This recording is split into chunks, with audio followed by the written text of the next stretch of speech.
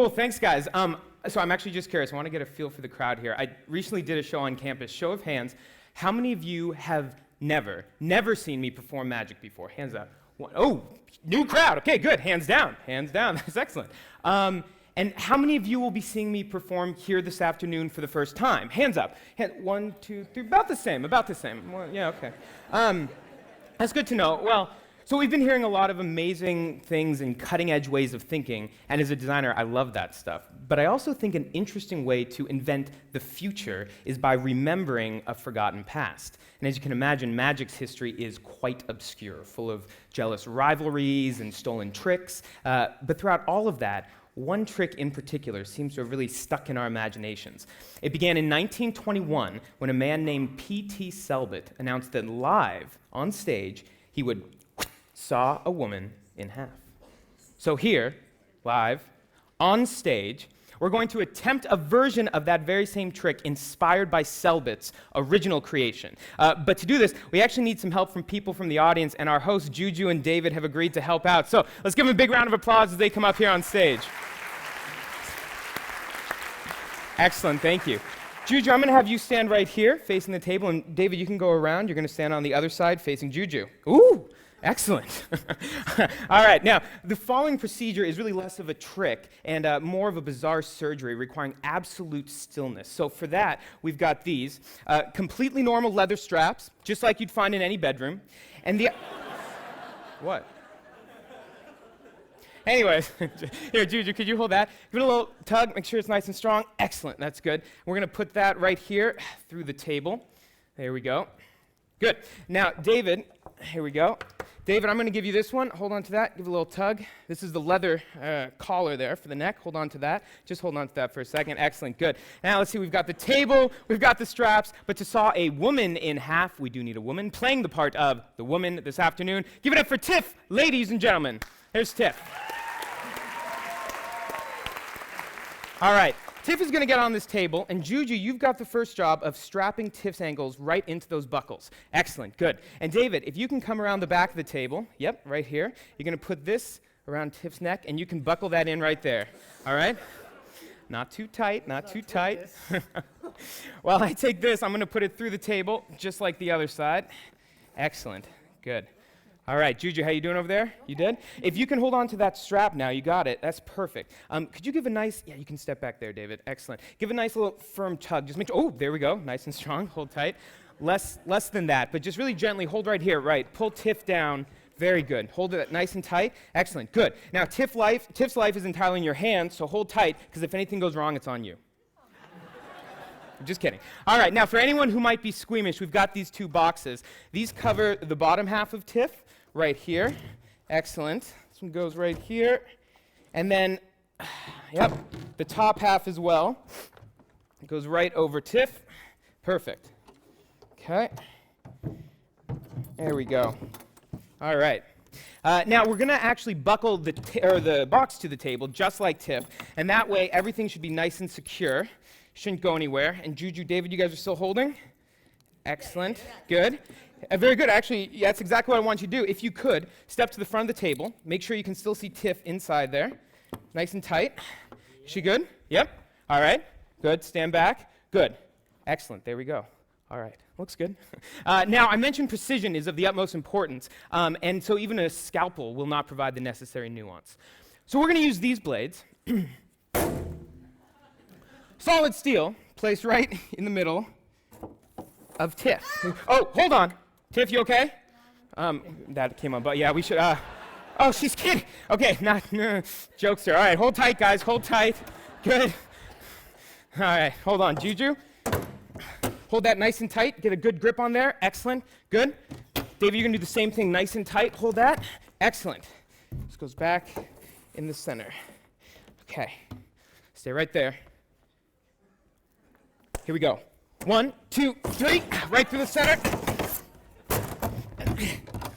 Open up. Take a look. Step to the front. Make sure she's still there. She's strapped down. She's still there. Excellent. Stand back, guys. There we go. That's not bad. Okay. Let's try this again.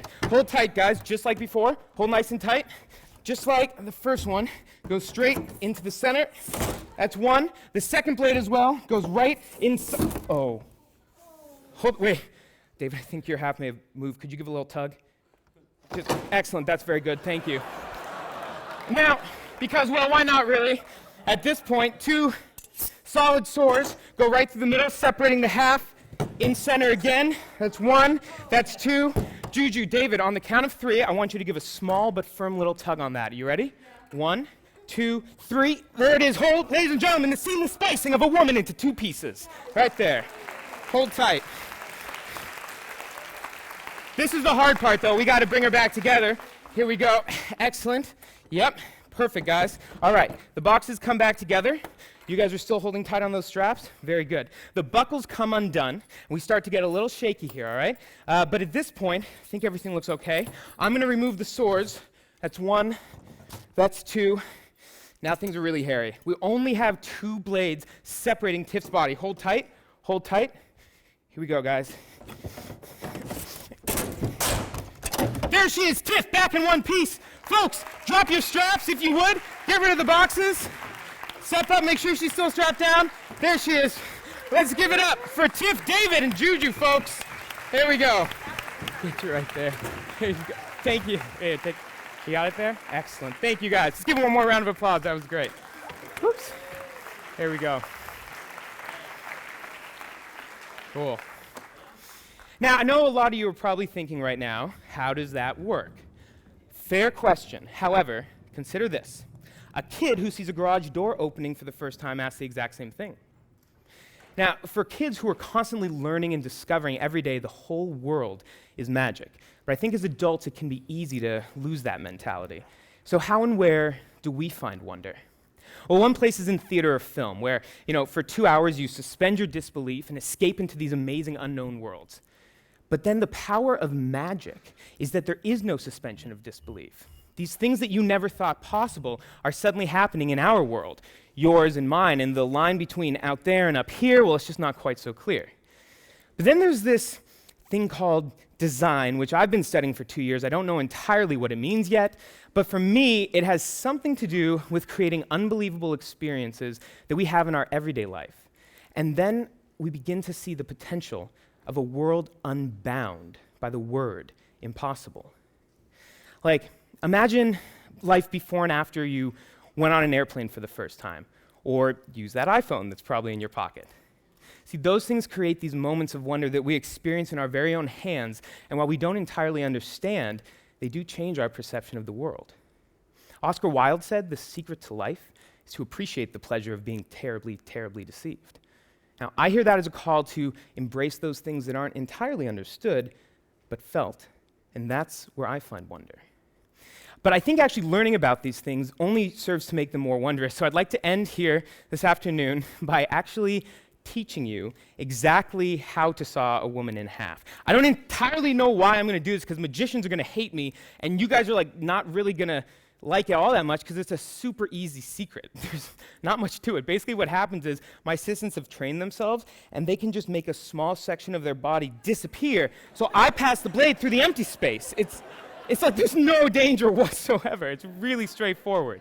But okay, we're going to give Tiff a bit of a break. Danya has agreed to show you guys exactly what this looks like. And actually for the first time in history, we've built something that should allow you to see it pretty clearly. So let's see here.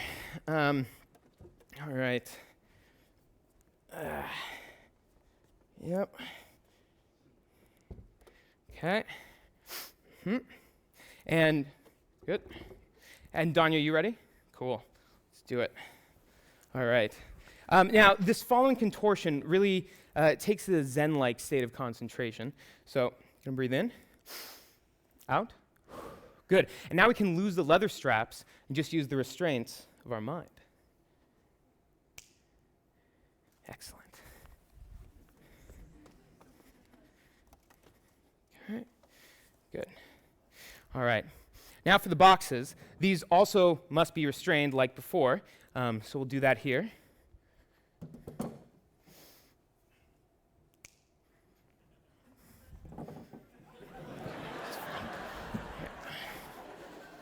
Put that down right there. Good. Now, unlike when we saw in half, Danya's actually going to stick out her arms, and this allows us to elongate the disappeared section. You guys should be able to see it a little more clearly. Danya, you okay? All right, she's good to go. That's my signal. I can put these blades in because her body's not there. So we take these two, and rather than in the center, they just go down kind of by the knees, somewhere around there. There's one. The second one's as well, right there. And then, ooh, that didn't sound good. And then the second one, somewhere more up by the head. They go right around there. Yeah, right like that. Now, see, this is where most magicians would tell you that they can take away a section of her body. But you guys know that's nonsense. It's entirely gone, so there's absolutely no problem. So nothing like that. Her body's just gone. And then what you would do is pass the blade through, hi-ya! And then that's how you saw a woman in half. It's not that hard, folks, just so you know. But, thank you. You good? Yeah, there she is. You know, I guess, though, there is always a little bit of uncertainty. Some questions that might be nagging in the back of your mind. And it's totally up to you guys if you want to remain skeptical or embrace the uncertainty.